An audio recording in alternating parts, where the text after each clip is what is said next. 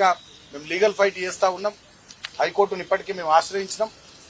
Definite గా మాకు న్యాయ వ్యవస్థ మీద నమ్మకం ఉంది. భవిష్యత్తులో రిలీఫ్ దొరుకుతుంది అనేటటువంటి ఆశాభావాన్ని కూడా మేము వ్యక్తం చేస్తా ఉన్నాం. కానీ వాళ్ళ దేశ ప్రధానికాన్ని విజ్ఞప్తి చేస్తా ఉన్నాం. ఇదొక ఫాసిస్టు ప్రభుత్వం, ఒక దుర్మార్గపు ప్రభుత్వం.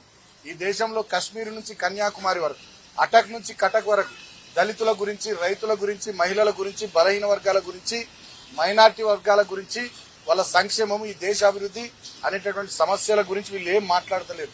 ఎంతసేపటికి ప్రతిపక్ష నాయకులు, ప్రతిపక్షాలకు సంబంధించినటువంటి పార్టీల నాయకుల మీద ఈడీ దాడులు, సిబిఐ దాడులు, ఐటీ దాడులతోని వాళ్ళని భయపెట్టి లొంగ తీసుకొని ఈ దేశంలో నయా నియంతృత్వ పరిపాలన కొనసాగించే విధంగా ఈ నరేంద్ర మోడీ ప్రభుత్వం ఫాసిస్టు విధానాన్ని అవలంబిస్తా ఉంది.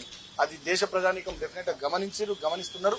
కాబట్టి రాబోయే పార్లమెంట్ ఎన్నికల్లో ఇప్పటికే ఈ 4 దశల్లో జరిగినటువంటి ఎన్నికల్లో భారతీయ జనతా పార్టీ ఘోరంగా దెబ్బతిన్నది. ఈ రాబోయే 3 దశల్లో కూడా ఇంకా ఘోరంగా దెబ్బతింటది. వాళ్ళు ఎట్టి పరిస్థితులలో 200-220 సీట్లు దాటే పరిస్థితి లేదని చెప్పి దేశమంతా ఆసేతు విమర్శలు చెప్తా ఉన్నది. ఇవాళ బీఎస్సీ సెన్సెక్స్ పడిపోతా ఉన్నది. స్టాక్ ఎక్స్చేంజ్లలో మొత్తం మదుపర్ల సంపద అంతా ఆవిరైపోతా ఉన్నది. మళ్లీ ఎన్నికల్లో వీళ్ళు గెలుస్తారు, ఒక సుస్థిరమైనటువంటి ప్రభుత్వం ఇక్కడ వస్తుంది అనేటటువంటి ఆలోచనలు కూడా దేశంలో గాని ప్రపంచంలో గాని ఎవరు చేస్తలేరు. ఖచ్చితంగా రాబోయేదంతా సంకీర్ణ యుగం అని చెప్పి దేశ ప్రధానికం కూడా భావిస్తా ఉన్నారు. నరేంద్ర మోడీకి కానీ ప్రభుత్వానికి కానీ నూకలు చెల్లినట్టే అని చెప్పి అందరు మాట్లాడుతూ ఉన్నారు, చెప్తా ఉన్నారు. కాబట్టి ఏ పార్టీల గొంతులైతే నొక్కి, ఏ నాయకులను జైళ్లలో పెట్టి, అక్రమంగా కేసులు పెట్టి, తద్వారా ప్రజా తీర్పును ఏదో వాళ్ళకు అనుకూలంగా మలుచుకుందామని చెప్పి వాళ్ళు భావించారు. ఇవాళ అదే వాళ్లకు నష్టం చేయబోతా ఉంది, అదే వాళ్ళకు బూమరంగ్ కాబోతా ఉంది. భారతీయ జనతా పార్టీ అరాచక విధానాలు, వాళ్ళ పద్ధతుల మీద ఇవాళ దేశ ప్రజానికం డెఫినెట్ గా తిరగబడ్డది. బ్రహ్మాండమైనటువంటి చారిత్రాత్మకమైనటువంటి తీర్పు పార్లమెంట్ ఎన్నికలు దేశ ప్రజానికం చెంపపెట్టు లాంటి తీర్పు ఇస్తారని చెప్పి ఈ సందర్భంగా నేను మీడియా ద్వారా భారతీయ జనతా పార్టీ నాయకులు కూడా తెలియజేస్తూ దేశ ప్రధానికాన్ని విజ్ఞప్తి చేస్తా ఉన్నా. ఖచ్చితంగా ఇటువంటి చర్యల్ని చేస్తున్నటువంటి భారతీయ జనతా పార్టీని ఖచ్చితంగా పక్కకు పెట్టాల్సినటువంటి అవసరం ఉంది. అంబేద్కర్ గారు ఇచ్చినటువంటి, బాబాసాహెబ్ ఇచ్చినటువంటి రాజ్యాంగం ప్రకారం నడవాల్సినటువంటి ఈ దేశంలో పార్లమెంటరీ డెమోక్రసీలో ఇవాళ ఒక ఆటోక్రటిక్ అప్రోచ్ తోని, పేరుకే డెమోక్రసీ ఉంది కానీ ఒక ఆటోక్రటిక్ అప్రోచ్ తో నడుస్తున్నటువంటి ఈ నయా ఫాసిస్ట్ విధానాలను మనమంతా ఎదిరించాలని చెప్పి సందర్భంగా తెలియజేస్తూ బీఆర్ఎస్ పార్టీ రాబోయే రోజుల్లో definitely we will continue our fight. ప్రజల పక్షాన నిలబడతాం, ప్రజల కోసం నిలబడతాం. దానికోసం ఎన్ని కేసులనైనా, ఎంతటి నిర్బంధాన్నైనా భరిస్తూ ఖచ్చితంగా ప్రజల కోసం చివరి దాకా పోరాటం చేస్తామని చెప్పి సందర్భంగా నేను తెలియజేస్తూ మళ్ళొకసారి నేను చెప్తా ఉన్నా, మా కవిత గారు చాలా గట్టిగా ఉన్నారు. ఇలాంటి కేసులకు అదిరేది లేదు, బెదిరేది లేదు, భయపడేది లేదని చెప్పి చెప్తా ఉన్నారు. ఇటువంటి ఇంకెన్ని అక్రమ కేసులు కానీ, నిర్బంధాలు కానీ ప్రయోగించినా బీఆర్ఎస్ పార్టీ నాయకులు ఇంకా మొండిగా పోరాటం చేస్తాం ప్రజల పక్షాన. ఈ సందేశం డెఫినెట్ గా ప్రజలకు అందరికి పోవాలని చెప్పి కూడా వారు మాట్లాడారు. సో ఇవాళ నేను ప్రవీణ్ గారు వారిని కలిసి రావడం జరిగింది. సో ఇప్పుడు ప్రవీణ్ గారు కూడా మాట్లాడారు. మీడియా మిత్రులందరికీ కూడా నమస్కారం. జై తెలంగాణ. ఈరోజు తీహార్ జైల్లో మా నాయకురాలు, తెలంగాణ ఉద్యమంలో కీలక పాత్ర వహించిన కల్వకుంట్ల కవిత గారిని కలవడం జరిగింది. వారు చాలా ధైర్యంగా ఉన్నారు. ఈ రోజు కాకపోయినా రేపైనా తన ఇన్నోసెన్స్, తన నిర్దోషిత్వాన్ని నిరూపించుకుంటాననే ధీమాతో ఉన్నారు. చాలా నిజంగా మాకు కొత్త ధైర్యాన్ని వారు నింపడం జరిగింది.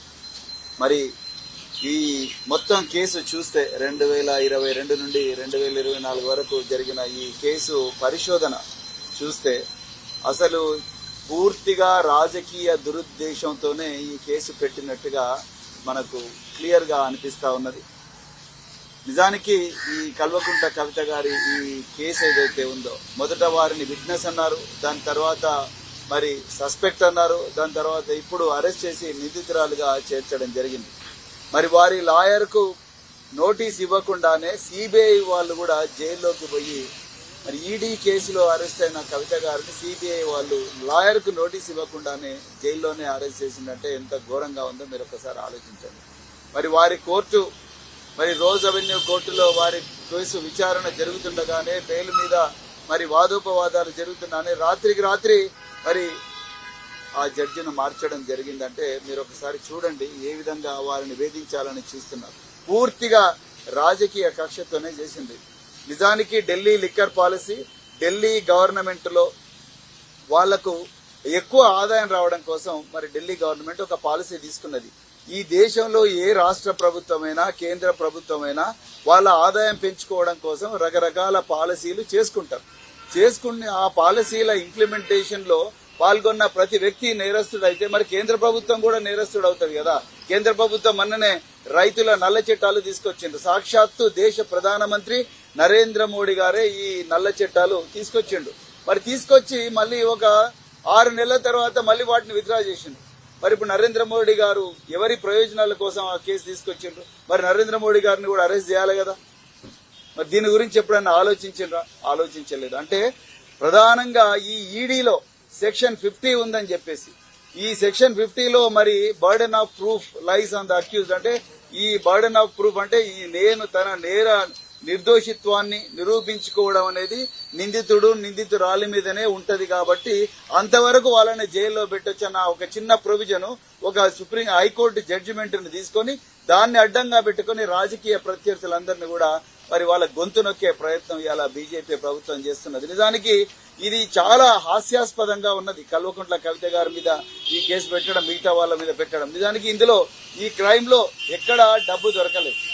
నిజానికి PMLA prevention of money laundering act అనేది కేవలం టెర్రరిస్టులు ఫైనాన్సింగ్, డ్రగ్ ట్రాఫికింగ్, వీటిలో ఏదైతే విదేశాల నుంచి డబ్బు ఈ దేశానికి వస్తుందో, వచ్చి ఈ దేశ అంతర్గత భద్రతకు ప్రమాదం ఉందో అలాంటి కేసుల్లోనే ఈ పిఎంఎల్ఏ వస్తుంది. బ్యాంకింగ్ ఫ్రాడ్స్ కానీ, banking financial institutions, non banking financial institutions, chit fund companies, వీటి ద్వారా ఏదైతే మరి క్రైమ్ ప్రొసీడ్స్ జరుగుతాయో ఆ ప్రొసీడ్స్ అన్నింటినీ కూడా మరి సిస్టమ్ లో ఇంటిగ్రేట్ చేసి వాటిని బ్లాక్ మనీని వైట్ మనీగా మారుస్తున్నారన్న ఒక ఏదైతే నేరం ఉందో ఆ నేరాల వాటిని ప్రివెంట్ చేయడం కోసం 2002లో పిఎంఎల్ఏ వచ్చింది. మరి ఇక్కడ కల్వకుంట్ల కవిత గారు ఆమె దగ్గర ఏం డబ్బులు దొరికినాయి, మరి ఆమె ఎవరికి డబ్బులు ఇచ్చింది, ఆ డబ్బులు ఎక్కడ సీజ్ చేసిండ్రు, ఎవరి సమక్షంలో సీజ్ చేసిండ్రు, ఎక్కడ పోయినాయి ఆ డబ్బులు, దాని మీద ఇంతవరకు ఒక్క దగ్గర కూడా ఒక్క పైసా కూడా సీజ్ కాలే. మరి సీజ్ కానప్పుడు పిఎంఎల్ఏ ఎట్లా అప్లై అవుతుంది? ఎక్కడ మనీ సిస్టమ్ లోకి వచ్చింది? మూడు ఫేజెస్ ఉంటాయి. ఒకటేమో ప్లేస్మెంట్, రెండవదేమో ఇంటిగ్రేషన్, రెండవదేమో లేయరింగ్, మూడవది ఇంటిగ్రేషన్. ప్లేస్మెంట్ లేదు, లేయరింగ్ లేదు, ఇంటిగ్రేషన్ లేదు. ఈ 3 లేనప్పుడు అసలు పిఎంఎల్ఏ ఎట్లా అప్లై అవుతుంది? మరి ఈడీ వాళ్ళకే తెలవాలి. ఏ విధంగా సిబిఐ దీంట్లో అఫెన్స్ బుక్ చేస్తుంది?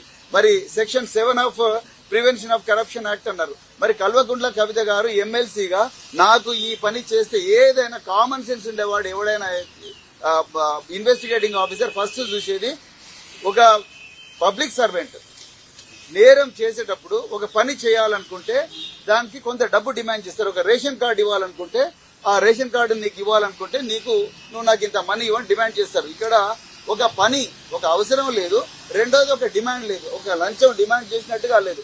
మరి ప్రివెన్షన్ ఆఫ్ కరప్షన్ యాక్ట్ ఎట్లా వస్తుంది? ఇందులో కేవలం బలవంతంగా బ్రూటల్ గా కేంద్ర ప్రభుత్వం తన ఆధీనంలో ఉన్నది, అన్ని రాజ్యాంగ వ్యవస్థలు నా కంట్రోల్లో ఉన్నాయని నరేంద్ర మోడీ గారు ప్రతిపక్ష పార్టీలన్నీ గొంతు నొక్కడం కోసం దౌర్జన్యంగా PMLA prevention of corruption act ఇందులో యాడ్ చేసిండ్రు. నిజానికి ఇందులో ఎక్కడ కూడా టెర్రరిస్ట్ ఫైనాన్సింగ్ లేదు, లేకపోతే narcotics, drugs and prevention of corruption, prevention of psychotropic substances act లేదు.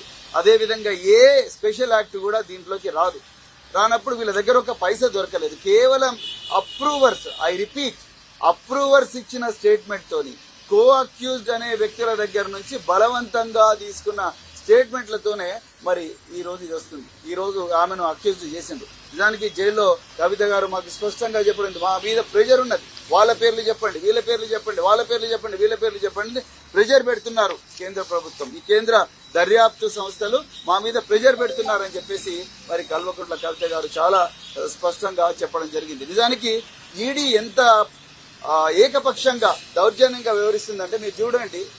హేమంత్ బిశ్వా శర్మ అస్సాం చీఫ్ మినిస్టర్, ఆయన మీద 100 కోట్ల స్కామ్ ఉన్నది, దాని మీద ఇంతవరకు ఆయన జైలుకు పోలేదు. అదేవిధంగా అజిత్ పవార్, ఆయన మీద కూడా మహారాష్ట్ర కోఆపరేటివ్ బ్యాంక్ స్కామ్ ఉన్నది.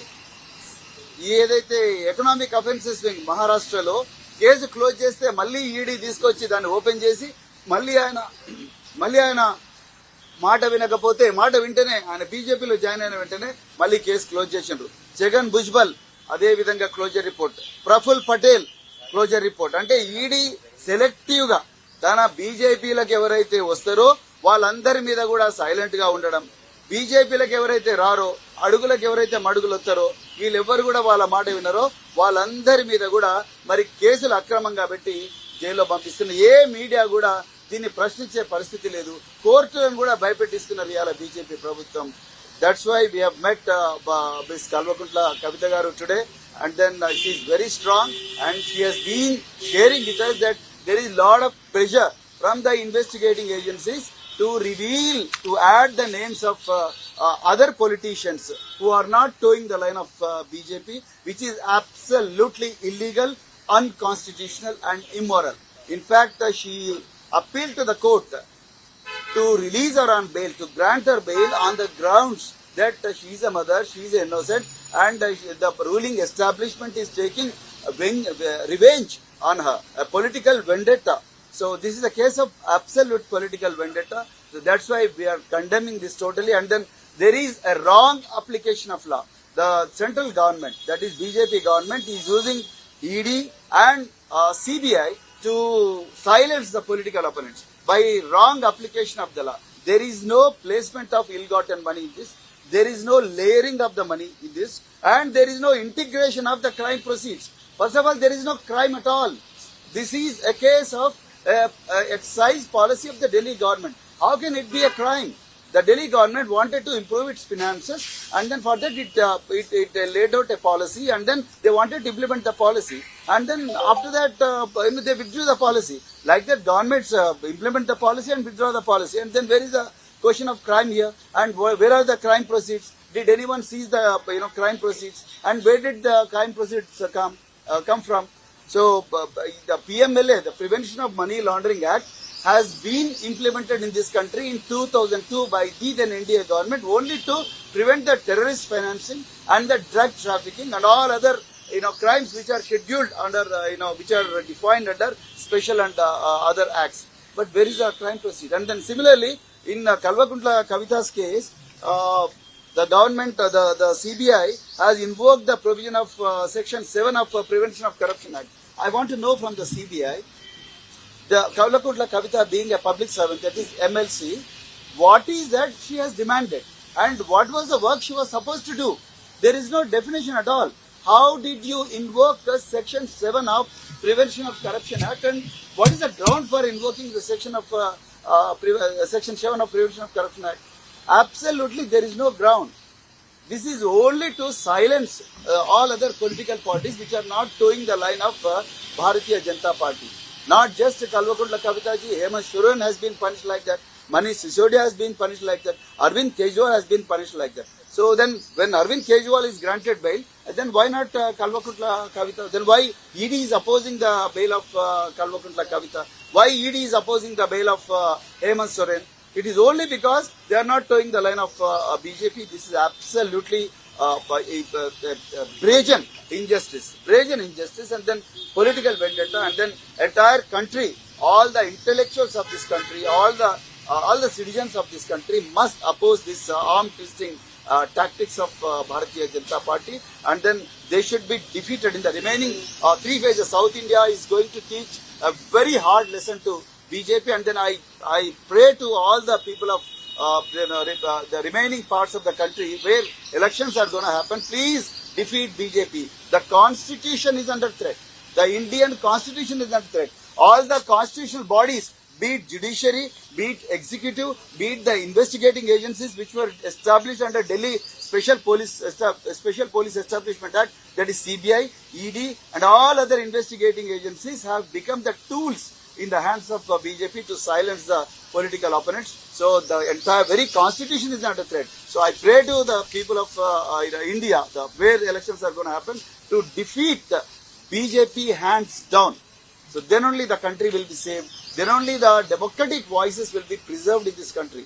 So इसीलिए मैं पूरा भारत देशवासियों को जहाँ जहाँ चुनाव हो रहे आज बासे और 3 फेजेस में जो चुनाव हो रहे, भारतीय जनता पार्टी को वोट मत डालिएगा, क्योंकि भारतीय जनता पार्टी जो संवैधानिक संस्था, जो तफ्तीश करने वाली संस्था, जो चाहे वो ईडी हो चाहे वो सीबीआई हो, वो दोनों संस्थाओं को ये पॉलिटिकल अपोनेंट्स को साइलेंस करने के लिए, उसका आवाज को मिटाने के लिए, ये पूरा गुंडागिरी करने के लिए ये पूरा संवैधानिक संस्था को यूज कर रहे।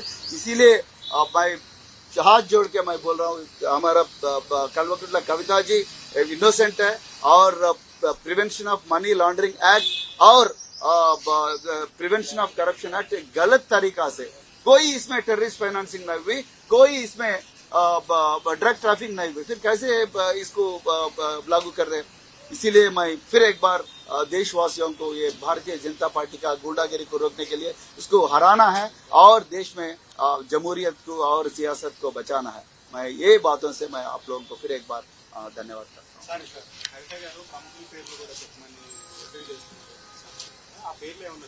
చెప్పలేదండి, కానీ ఒత్తిడి అయితే బాగా చేస్తున్నారు, ఇన్వెస్టిగేటివ్ చేసి బాగా ఒత్తిడి చేస్తున్నారు. సో అది కరెక్ట్ కాదు. అంటే బేసిక్ గా ఇప్పుడు కో అక్యూజ్డ్ దగ్గర నుంచి స్టేట్మెంట్లు తీసుకుంటున్నారు, అదే విధంగా అప్రూవర్స్ దగ్గర నుంచి స్టేట్మెంట్లు తీసుకుంటున్నారు.